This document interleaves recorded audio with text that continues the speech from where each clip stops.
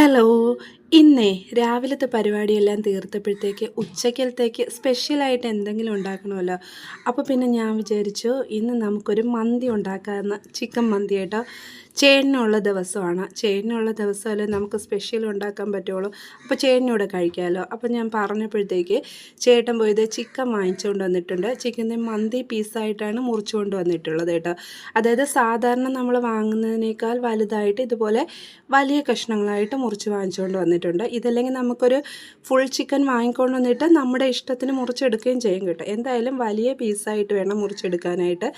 അപ്പോൾ ഞാൻ ആദ്യം തന്നെ ചിക്കൻ മുറിച്ചുകൊണ്ട് വന്നിട്ടുണ്ട്. അത് നന്നായിട്ട് കഴുകിയിട്ട് ഇതിൻ്റെ വെള്ളം മാറാൻ വേണ്ടിയിട്ട് ഒരു അരിപ്പയ്ക്കകത്തോട്ട് മാറ്റി കുറച്ച് സമയം വെക്കുന്നുണ്ട്.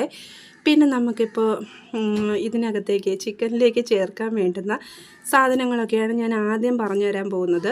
നമുക്ക് കുറച്ച് മല്ലിയിലയും കുറച്ച് പുതിനയിലയൊക്കെ ഇതിനായിട്ട് വേണം കേട്ടോ.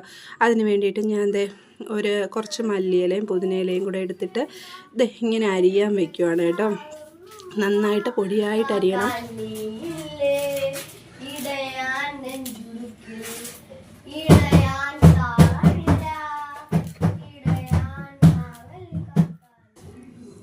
ഞാനത് അരഞ്ഞുകൊണ്ടിരുന്നപ്പോഴത്തേക്ക് പവി ഒരു പാട്ട് പാടി കേട്ടോ. അതാണ് ഞാൻ കുറച്ച് നേരം മിണ്ടാതിരുന്നത്.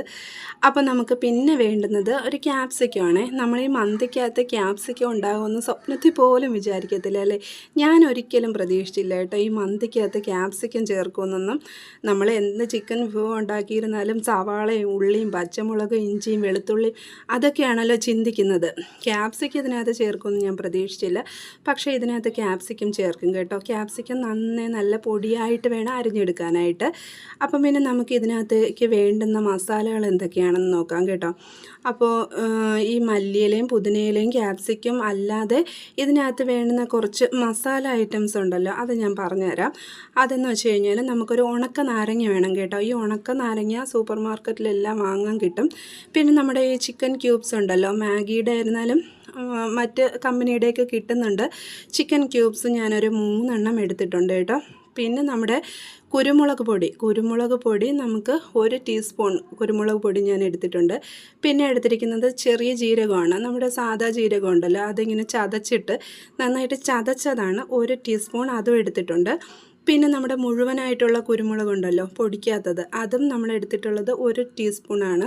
പിന്നെ നമ്മുടെ ഏലക്ക മുഴുവനായിട്ടുള്ളത്, ഏലക്ക പൊടിയല്ല, ഏലക്ക മുഴുവനായിട്ടുള്ള ഏലക്കയാണ് വേണ്ടത്, അതും 1 ടീസ്പൂണുണ്ട്. പിന്നെ ഒരു 1/2 ടീസ്പൂൺ ഗരം മസാല എടുത്തിട്ടുണ്ട് കേട്ടോ. ഇത്രയും മസാലകളാണ് നമുക്ക് ചിക്കനിലേക്ക് വേണ്ടിയിട്ടുള്ളത്. പിന്നെ നമ്മുടെ ഈ മല്ലിയിലയും പുതിനയിലയും കൂടെ അരിഞ്ഞത് ഒരു 4 ടേബിൾ സ്പൂണോളം എടുത്തിട്ടുണ്ട്, ഏകദേശം ഒരു 4 ടേബിൾ സ്പൂൺ. പിന്നെ നമ്മുടെ ഒരു ക്യാപ്സിക്കം, വലിയൊരു ക്യാപ്സിക്കം നന്നായിട്ട് ചോപ്പ് ചെയ്യണം. അതായത് തോരത്തിന് അരിയുന്നേക്കാളും ചെറുതായിട്ട് കുനുകുനാന്ന് അരിയണം. കാരണം എന്ന് വെച്ച് കഴിഞ്ഞാൽ ഈ ക്യാപ്സിക്കം നമ്മുടെ ഈ ചിക്കനിലേക്ക് വെന്ത് കഴിയുമ്പോഴത്തേക്ക് അത് ചേർത്തിട്ടുണ്ടെന്ന് പോലും അറിയാൻ പാടില്ല. ആ രീതിയിൽ വേണം നന്നായിട്ട് അരിയാനായിട്ട്. പിന്നെ നമുക്ക് വേണ്ടുന്നത് ഒരു 1/2 കപ്പോളം സൺഫ്ലവർ ഓയിലാണ് വേണ്ടുന്നത് കേട്ടോ. അപ്പോൾ ചിക്കൻ എല്ലാം കഴുകി വൃത്തിയാക്കി എടുത്ത ശേഷം നമ്മൾ ഇതുപോലെ ഒരു ടൂത്ത് പിക്കോ അല്ലെങ്കിൽ ഒരു ഫോർക്കോ വെച്ചിട്ട് നന്നായിട്ട് ഇതിങ്ങനെ കുത്തി കൊടുക്കണേ. ചിക്കനിലേക്ക് ഈ മസാലകളെല്ലാം പിടിക്കാൻ വേണ്ടിയിട്ടാണ് ഇതിങ്ങനെ ചെയ്യുന്നത്. എല്ലാ കഷ്ണം ഇതുപോലെ കുത്തി വെച്ചിട്ട് നമ്മുടെ ഒരു നോൺ സ്റ്റിക്കിൻ്റെ പാത്രമാണ് ഞാൻ എടുത്തിരിക്കുന്നത്. നമുക്കിത് ചിക്കൻ നിരത്തി വെക്കാൻ തക്ക പാത്രമാണ് എടുക്കേണ്ടത് കേട്ടോ. അപ്പോൾ ഈ പാത്രത്തിനകത്ത് ഒന്നിനു മീതെ ഒന്നായിട്ടൊന്നും ചിക്കൻ വെക്കരുത്. എല്ലാം ഇങ്ങനെ പരത്തി വെക്കത്തില്ലേ, നിരയായിട്ട് വെക്കുന്നത് പോലെ വെക്കണം. മീതെ പറക്കി വെക്കരുത്. ഇതുപോലെ ഇങ്ങനെ അടുക്കി വെച്ച ശേഷം നമുക്കിതിനകത്ത് വേണ്ടുന്ന മസാലകളെല്ലാം ഇട്ട് കൊടുക്കാം. ആദ്യം തന്നെ നമ്മുടെ ചിക്കൻ ക്യൂബ്സാണ് എടുക്കുന്നത്, 3 എണ്ണം ഞാൻ എടുത്തിട്ടുണ്ട്. ഇത് നമ്മൾ കൈവച്ച് നന്നായിട്ട് പ്രസ് ചെയ്യുമ്പോൾ തന്നെ ഇതങ്ങ് പൊടിഞ്ഞു വരും കേട്ടോ. ഇത് ആദ്യമായിട്ട് ഉപയോഗിക്കുന്നവർക്ക് വേണ്ടിയിട്ടാണ് ഞാനിത് പറയുന്നത്. ഞാൻ ഈ മന്തി ഉണ്ടാക്കിയപ്പോഴാണ് ഈ ക്യൂബ്സ് വാങ്ങി ഉപയോഗിക്കുന്നത് കേട്ടോ. അതിന് മുന്നേ എനിക്ക് അറിയത്തില്ലായിരുന്നു ഇതിനെക്കുറിച്ച്, കേട്ടിട്ടുണ്ട് പക്ഷേ ഉപയോഗിച്ചിട്ടില്ല. അപ്പോൾ ഈ ക്യൂബ്സ് ഒന്ന് പൊടിച്ചിട്ട ശേഷം പിന്നെ നമ്മൾ എടുത്ത് വെച്ചിട്ടുള്ള സ്പൈസസ് ഇല്ലേ, അതെല്ലാം ഇതിനകത്തേക്ക് അങ്ങ് ഇട്ട് കൊടുക്കണം കേട്ടോ. ഈ ചിക്കനിലേക്ക് ഇട്ട് കൊടുക്കാം. പിന്നെ നമ്മൾ ലാസ്റ്റ് ചെയ്യാനുള്ളത് ഈ മല്ലിയിലയും പുതിനയിലയും കൂടെ അരിഞ്ഞു വെച്ചത് അതും ഇട്ട് നമ്മുടെ ക്യാപ്സിക്കം ഇല്ലേ, ക്യാപ്സിക്കം ചെറുതായിട്ട് അരിഞ്ഞു വെച്ചിരിക്കുന്നത്. നമ്മളെപ്പോഴും ശ്രദ്ധിക്കണം, ക്യാപ്സിക്കം നന്നായിട്ട് ചെറുതായിട്ട് അരിയാൻ നോക്കണം. പിന്നെ ഞാൻ കുറച്ച് ഓറഞ്ച് ഫുഡ് കളർ എടുത്തിട്ടുണ്ട്. നിങ്ങൾക്കിതൊന്നും ചേർക്കേണ്ട ഒരു ആവശ്യമേ ഇല്ല.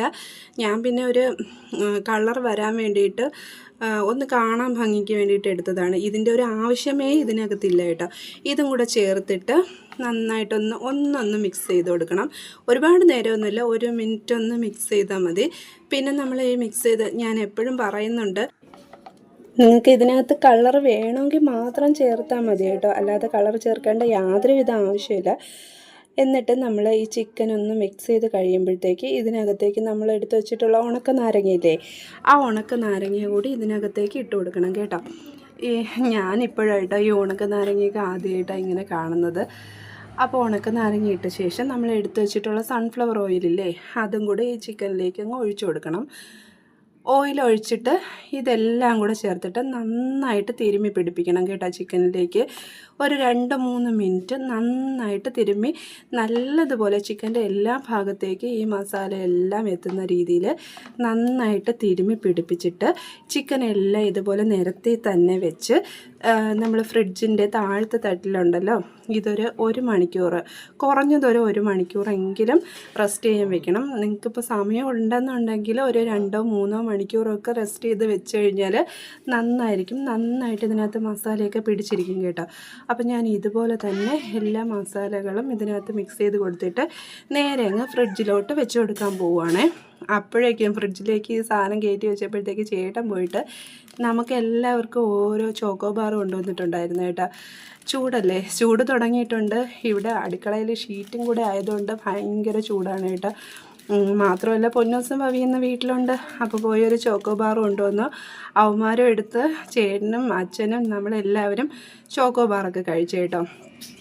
അതിനുശേഷം നമ്മൾ ഇതിന് മന്തിക്ക് വേണ്ടിയിട്ടുള്ള റൈസ് എടുക്കുവാണ്. മന്തിക്കായിട്ട് ഉപയോഗിക്കുന്ന റൈസ് എന്ന് വെച്ച് കഴിഞ്ഞാൽ സെല്ല ബസ്മതി റൈസ് എന്ന് പറഞ്ഞിട്ട് ഉള്ള ഒരു അരിയാണ് എടുക്കുന്നത് കേട്ടോ. സാധാരണ ബസ്മതി റൈസ് അല്ല, സെല്ല ബസ്മതി റൈസ്. ഇത് നമ്മുടെ സൂപ്പർ മാർക്കറ്റിലും വലിയ വലിയ പലചരക്ക് കടകളിലൊക്കെ ഇപ്പോൾ കിട്ടുന്നുണ്ട് കേട്ടോ. അപ്പോൾ കടയിൽ പോകുമ്പോഴത്തേക്ക് നിങ്ങൾ പ്രത്യേകം പറയണം മന്തി റൈസ് എന്ന് തന്നെ പറഞ്ഞ് വാങ്ങണം കേട്ടോ. ഇതിൻ്റെ കളറിൽ ചെറിയ വ്യത്യാസമുണ്ട്. അപ്പോൾ ഈ ഞാൻ എടുത്തിട്ടുള്ളത് 1 കിലോ അരിയാണേ. അരി നന്നായിട്ട് ഒരു 3-4 വെള്ളം നന്നായിട്ട് കഴുകി എടുക്കണം കേട്ടോ, എന്നാലേ ഇതിനകത്തുള്ള അഴുക്കൊക്കെ പോവുള്ളൂ. അരി നന്നായിട്ട് കഴുകിയിട്ട് ഏകദേശം 1 മണിക്കൂർ നമ്മൾ ഈ അരി നന്നായിട്ട് കുതിർക്കാൻ വേണ്ടിയിട്ട് വെക്കണം. 1 മണിക്കൂർ കുതിർത്താൽ മതി. കൂടുതൽ കുതിർത്ത് കഴിഞ്ഞാൽ വേവുന്നതിൽ വ്യത്യാസം വരും കേട്ടോ. അപ്പം ഞാൻ അരി വേവിക്കാൻ വേണ്ടിയിട്ട് വെള്ളം എടുത്ത് വെച്ചിട്ടുണ്ട്. ഇത് നമ്മുടെ ഒരു ഗ്ലാസ് ഞാൻ കാണിച്ചു തരാമേ. ആ ഗ്ലാസ്, ഈ ഗ്ലാസ് കണ്ടോ, ഈ ഗ്ലാസ്സിനകത്ത് നമ്മൾ സാധാരണ വെള്ളമൊക്കെ കുടിക്കുന്ന ഗ്ലാസ്സില്ലേ, വലിയ ഗ്ലാസ്, അതിനകത്ത് ഒരു 10 ഗ്ലാസ് വെള്ളം ഞാൻ അരി വേവിക്കാൻ എടുത്തിട്ടുണ്ട്. വെള്ളം കൂടുതൽ വെച്ചിട്ട് അരി വെന്ത് വരുമ്പോഴത്തേക്ക് നമ്മൾ ഊറ്റിയെടുക്കുകയാണ് ചെയ്യുന്നത്, അല്ലാതെ നമ്മൾ വറ്റിച്ചെടുക്കുമല്ലോ കേട്ടോ. അപ്പോൾ അരി 1 മണിക്കൂർ കുതിർത്തിട്ട് നന്നായിട്ട് കഴുകി ഇതുപോലെ വെള്ളം വാർന്നു പോകാൻ വേണ്ടിയിട്ട് ഒരു അരിപ്പയിലോട്ട് ഞാൻ വാരി വെച്ചിട്ടുണ്ട്. പിന്നെ അരി വേവിക്കുന്ന വെള്ളത്തിലോട്ട് നമ്മൾ കുറച്ച് സ്പൈസസ് ചേർക്കും. 2 കഷ്ണം പട്ട, ഒരു 3-4 ഗ്രാമ്പും ഏലക്ക, 3-4 കഷ്ണം ഏലക്കയും കൂടെ നമ്മൾ ഈ വെള്ളത്തിനകത്തോട്ട് ഇട്ട് കൊടുക്കണം കേട്ടോ. എന്നിട്ട് പിന്നെ ഒരു മാഗി ക്യൂബ്സ് കൂടെ, ഒരു ചിക്കൻ ക്യൂബ്സ് കൂടെ നമ്മൾ ഇതിനകത്തേക്ക് പൊടിച്ചിട്ട് കൊടുക്കണം കേട്ടോ. സത്യം പറഞ്ഞാൽ ഈ ചിക്കൻ ക്യൂബൊക്കെയാണ് ഈ മന്തിക്ക് നല്ലൊരു ടേസ്റ്റ് കൊടുക്കുന്നത്. അപ്പോൾ ഈ ചിക്കൻ ക്യൂബ് കൂടെ പൊടിച്ച് ഇതിനകത്ത് ഇട്ട് കൊടുത്തിട്ട് ഉപ്പിട്ട് കൊടുക്കണം വെള്ളത്തിനകത്തേക്ക്. ഉപ്പ് കുറച്ച് കൂടുതൽ മുന്നിട്ട് നിൽക്കണം വെള്ളത്തിനകത്ത്, എന്നാലേ നമ്മുടെ അരിക്കകത്ത് അരി വെന്ത് വരുമ്പോൾ ചോറിന് ഉപ്പുണ്ടാവണമെങ്കിൽ വെള്ളത്തിൽ കുറച്ച് കൂടുതൽ ഉപ്പിട്ട് കൊടുക്കണം. പിന്നെ നമ്മൾ 2 ടേബിൾ സ്പൂൺ ഓയിലും കൂടെ, സൺഫ്ലവർ ഓയിൽ തന്നെയാണ്, അതും കൂടെ വെള്ളത്തിനകത്ത് ഒഴിച്ചു കൊടുക്കണം. പിന്നെ ഒരു നാരങ്ങയും കൂടെ, ഒരു ഉണങ്ങിയ നാരങ്ങയും കൂടെ ഈ വെള്ളത്തിനകത്തേക്ക് ഇട്ട് കൊടുക്കണം കേട്ടോ. എന്നിട്ട് ഇത് നന്നായിട്ട് ഇളക്കി കൊടുക്കണം. ഈ ഉപ്പെല്ലാം ഒന്ന് അലിഞ്ഞു വരണ്ടേ, നന്നായിട്ട് ഇളക്കിയിട്ട് നല്ലതുപോലെ തിളപ്പിക്കണം. തിളച്ച് കഴിഞ്ഞതിന് ശേഷം മാത്രം നമുക്ക് അരി ഇതിനകത്തേക്ക് ഇട്ട് കൊടുക്കാവേ. അപ്പോഴത്തേക്കും നമ്മളിത് 1 മണിക്കൂർ ചിക്കൻ്റെ റെസ്റ്റ് ഒക്കെ കഴിഞ്ഞിട്ട് എടുത്തിട്ടുണ്ട്.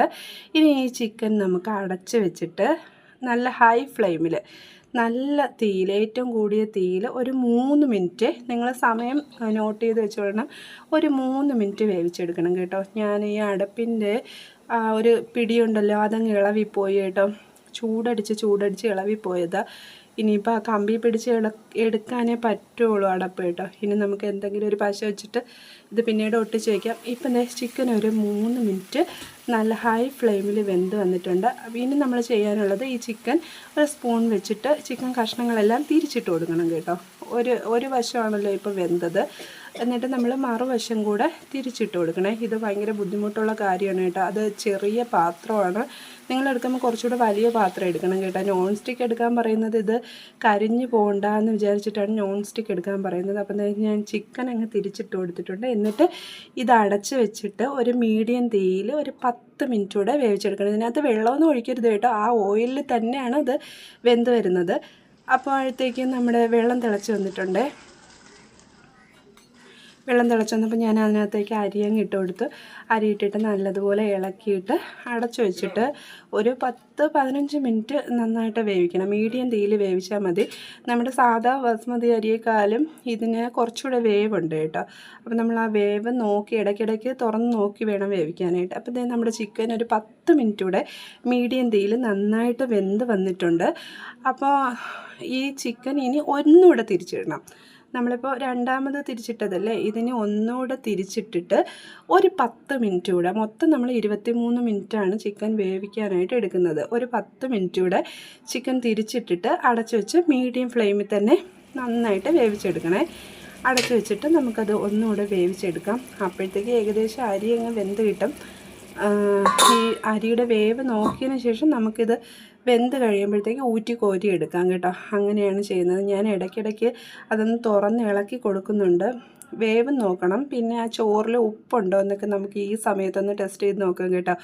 ഉപ്പില്ല എന്നുണ്ടെങ്കിൽ കുറച്ചുകൂടെ ഉപ്പ് കൂടെ ചേർത്ത് കൊടുക്കാം നമുക്ക്. അപ്പോഴത്തേക്കും മൂന്നാമത്തെ തവണ ഞാൻ ചിക്കൻ തുറന്നിട്ടുണ്ട്. നന്നായിട്ട് ചിക്കൻ വെന്തിട്ടുണ്ട് കേട്ടോ. ഇപ്പോൾ 23 മിനിറ്റ് ചിക്കൻ വെന്തിട്ടുണ്ട്. അപ്പം നമുക്ക് ഇതിനകത്ത് കിടക്കുന്ന ആ നാരങ്ങയും പിന്നെ അതിനകത്ത് നിന്ന് ഒരു 1/2 കപ്പോളം എണ്ണ, ഇതിനകത്ത് നന്നായിട്ട് ഓയിൽ ഇറങ്ങി നിൽക്കും. ഒരു 1/4 കപ്പോ 1 കപ്പോ എണ്ണയും കൂടെ കുറച്ചും കോരി എടുക്കണം കണ്ടോ. ഇതുപോലെ കോരി എടുത്ത് മാറ്റി വയ്ക്കാം. ഇത് നമുക്ക് ചോറ് ദം ചെയ്യില്ലേ, അപ്പോഴത്തേക്ക് നമുക്ക് ഒഴിച്ചു കൊടുക്കാൻ വേണ്ടിയിട്ടാണ്.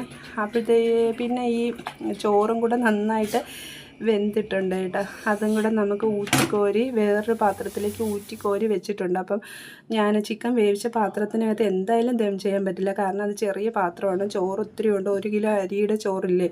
അപ്പം ഞാൻ ആ ഉരുളിക്കകത്തോട്ട് ഇതെല്ലാം ചിക്കനും അതിൻ്റെ മസാലയും എല്ലാം മാറ്റി വെച്ചിട്ടുണ്ട് കേട്ടോ. എന്നിട്ട് ചെറുതായിട്ടൊന്ന് തീ വെച്ച് കൊടുക്കണം. എന്നിട്ട് പെട്ടെന്ന് തന്നെ ചോറിൻ്റെ ചൂട് മാറിപ്പോകുന്നതിന് മുന്നേ തന്നെ നമ്മൾ ദം ചെയ്യാൻ വേണ്ടിയിട്ട് ഇത് ലെയർ ചെയ്ത് കൊടുക്കണം കേട്ടോ. പെട്ടെന്ന് തന്നെ നല്ല ആവി പറക്കുന്നത് നിങ്ങൾക്ക് കാണാൻ പറ്റുമോ എന്നറിയില്ല. എന്നിട്ട് ചോറ് ഒരു ലെയർ ഇട്ടിട്ട് നമ്മൾ കോരി വെച്ചിരുന്ന എണ്ണയുണ്ടല്ലോ അത് കുറച്ച് ഇതിൻ്റെ പുറത്തേക്ക് ഒഴിച്ചു കൊടുക്കണേ. എന്നിട്ട് വീണ്ടും അടുത്ത ലെയർ ചോറിട്ട് കൊടുക്കണം. കുറേ കൂടെ ചോറ് ഇതിൻ്റെ പുറത്തേക്ക് ഇട്ട് കൊടുത്തിട്ട് ഇനി ചെയ്യാൻ പോകുന്നത് നിങ്ങൾക്ക് വേണമെങ്കിൽ മാത്രം ചെയ്താൽ മതി കേട്ടോ. പിന്നെ ഇതിങ്ങനെ കറുത്ത് വീഴുന്നത് നമ്മുടെ ഇട്ട് കൊടുത്ത ക്യാപ്സിക്കവും മല്ലിയിലേക്ക് ഇല്ല, അത് ഓയിലിതാണ്. ഇനി നമുക്ക് ഈ കളർ ചേർത്ത് കൊടുക്കുന്നത് നിങ്ങൾക്ക് വേണമെങ്കിൽ മാത്രം ചെയ്താൽ മതി. ഞാൻ ആരെയും നിർബന്ധിക്കുന്നില്ല, ഞാനൊരു ഭംഗിക്ക് വേണ്ടിയിട്ട് ചെയ്യുന്നതാണ്. ചോറൊരു മഞ്ഞയും ചുവപ്പും ഒക്കെ ആയിട്ട് കിടക്കാൻ വേണ്ടിയിട്ട്. പിന്നെ നമുക്ക് കുറച്ച് പാലിൽ ഒരു സ്പൂൺ പാലിൽ ഒരു നുള്ളു മഞ്ഞൾപ്പൊടി കലക്കി അതും കൂടെ ഞാൻ ഒഴിച്ചു കൊടുക്കുന്നുണ്ട്.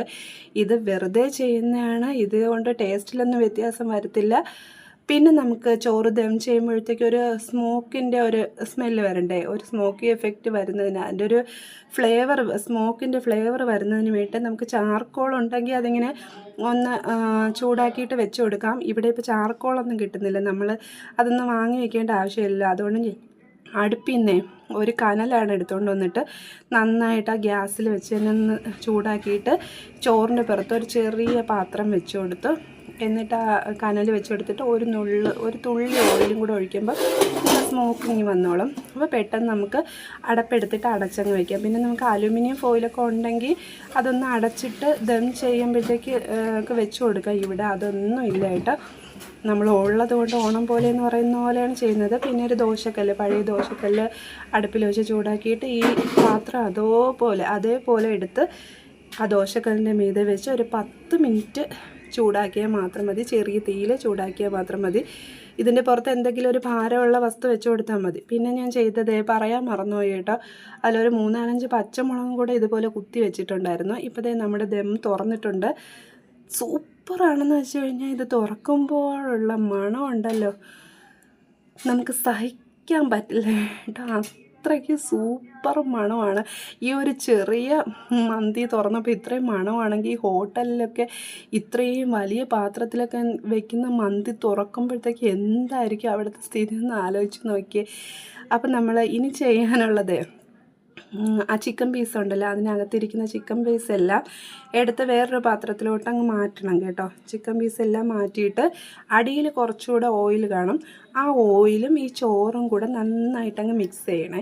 അപ്പോൾ ആ ചിക്കൻ്റെ ആ ഒരു ഓയിലും എല്ലാം കൂടെ മിക്സ് ചെയ്യുമ്പോഴാണ് ആ റൈസിന് നല്ലൊരു ഫ്ലേവർ വരുന്നത് കേട്ടോ. പീസെല്ലാം മാറ്റിയിട്ട് നന്നായിട്ടങ്ങ് ഇളക്കി കൊടുക്കണേ. നല്ലതുപോലെ ചോറ് പൊടിഞ്ഞു പോവാതെ നമ്മൾ നന്നായിട്ടങ്ങ് ഇളക്കി എടുത്താൽ മതി. ഇപ്പോൾ നമ്മളെ സൂപ്പർ ഡ്യൂപ്പർ മന്തി ഇവിടെ റെഡി ആയിട്ടുണ്ട് കേട്ടോ. കണ്ടോ, നമ്മൾ ഒട്ടും പ്രതീക്ഷിക്കില്ല കേട്ടോ ഇത്രയും ടേസ്റ്റിൽ നമുക്ക് കിട്ടുമെന്നൊന്നും. നമ്മൾ കുറച്ച് മെനക്കെട്ട് കഴിഞ്ഞാൽ നമുക്ക് നല്ല ഹൈജീനിക്കായിട്ട് നല്ല ടേസ്റ്റി ആയിട്ട് നമുക്ക് വീട്ടിൽ തന്നെ മന്തി ഉണ്ടാക്കി കഴിക്കാം. ഇപ്പോൾ മനസ്സിലായല്ലേ, ഞാനിത് 2ാമത്തെ തവണയാണ് കേട്ടോ ഉണ്ടാക്കി നോക്കുന്നത്. അപ്പോൾ എല്ലാവരും വിശന്നിരിക്കുമായിരുന്നു. ഒത്തിരി താമസിച്ചു കേട്ടോ. ഈ വീഡിയോ എടുക്കുമ്പോഴത്തേക്ക് കുക്ക് ചെയ്യാനായിട്ട് കുറച്ച് താമസമുണ്ട്. അപ്പോൾ എല്ലാവരും കഴിക്കാനിരുന്നോ, ഞാനും എൻ്റെ ഇലതോ അവിടെ ഒഴിഞ്ഞെടുക്കുവാണ് കേട്ടോ എൻ്റെ സീറ്റ്. അപ്പോൾ വീഡിയോ എല്ലാവരും കാണണം, ലൈക്ക് ചെയ്യണം, ഷെയർ ചെയ്യണം, കമൻറ്റ് ചെയ്യണം. ചാനൽ സബ്സ്ക്രൈബ് ചെയ്യാനായിട്ട് ആരും തന്നെ മറന്നു പോകരുത് കേട്ടോ. അപ്പോൾ ഇന്നത്തേക്ക് നിർത്തുവാണ്, നമുക്ക് അടുത്ത വീഡിയോയിൽ കാണാം. Okay, by.